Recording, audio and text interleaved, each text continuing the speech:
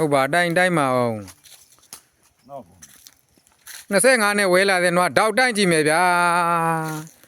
ကျေ3ကျေဆရာကြီးဝဲလာတဲ့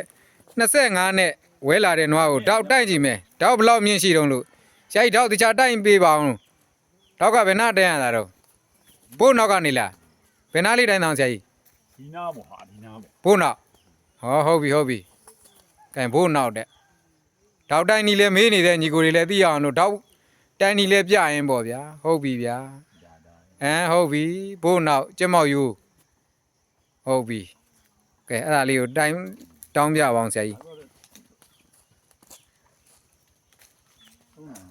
ဟမ် 3000 3000